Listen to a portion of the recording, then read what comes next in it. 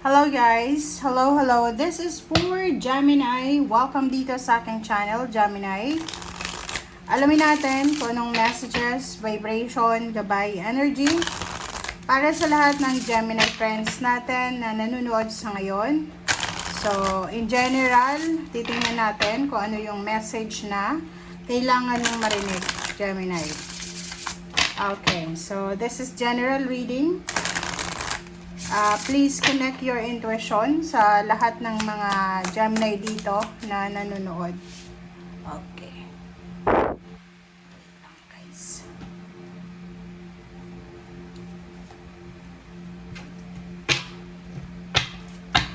Okay, Gemini. Kuha tayo dito ng 3 cards.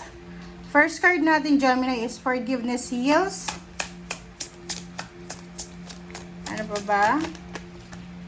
Next is Dance. Wow. There's a celebration. And next is Slow Down. Okay.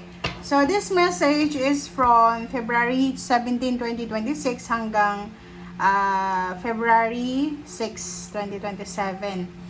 So, yung first card mo dito, sinasabi na Forgiveness Heals.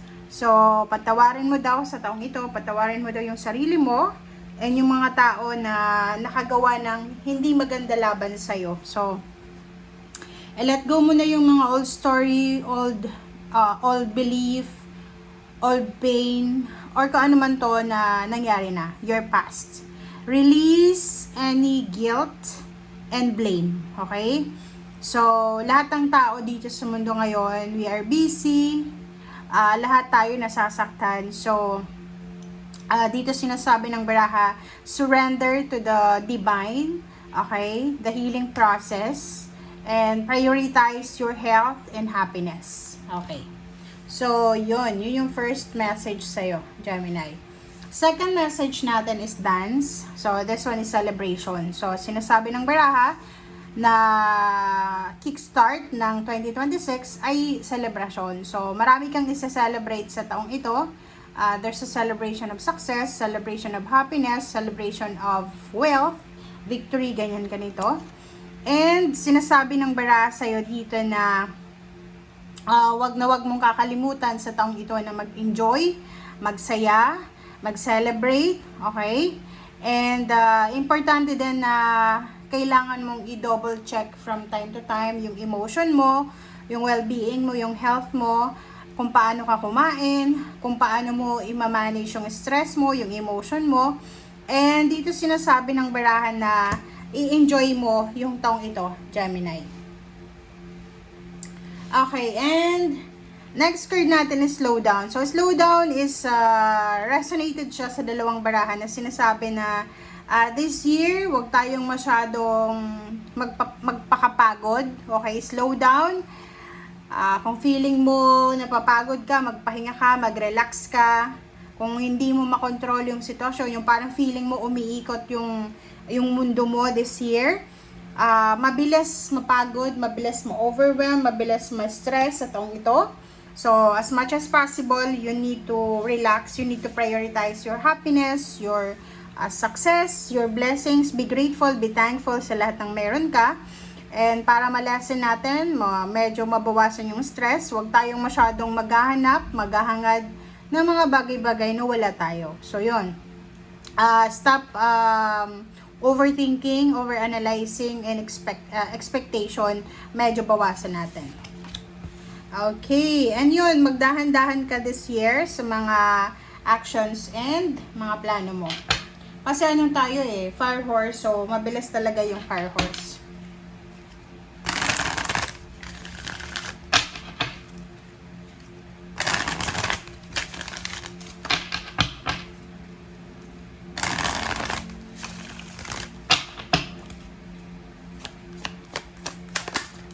Okay.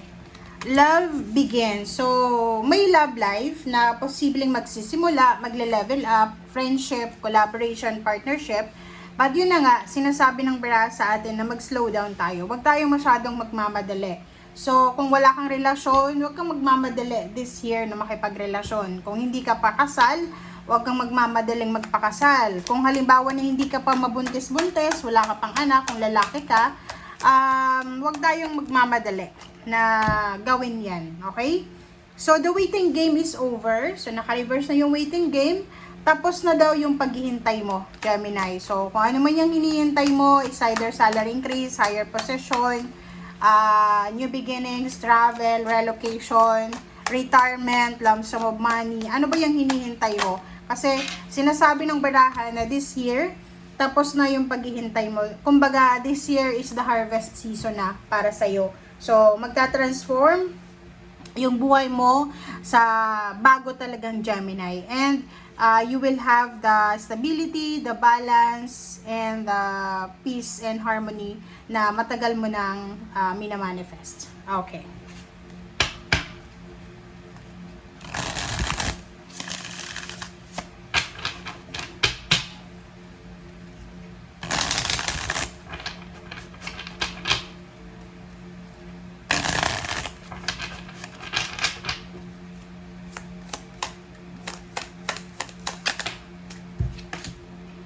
Okay, Page of Pentacles. There's an incoming this year. There's an incoming good news regarding money. So, marami kang mga offers, financial offers, job offers, or anything na offers na posibleng darating sa'yo na pwedeng pagkakitaan.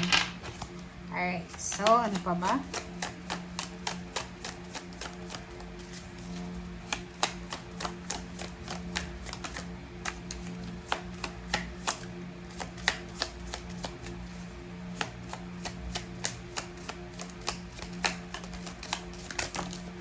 Alright. So, yun. This is for Gemini. Okay, so, Five of Swords. Sinasabi ng Baraha sa'yo dito na may posibleng i-give up ka this year. So, possible yan. May mga bisyo ba kayo? May mga, may mga past relationship, past pain. May mga bagay-bagay kayo na hindi na nangyayari na you need to let go and you need to just let go na lang. Okay? Next is Queen of Swords. So, yun.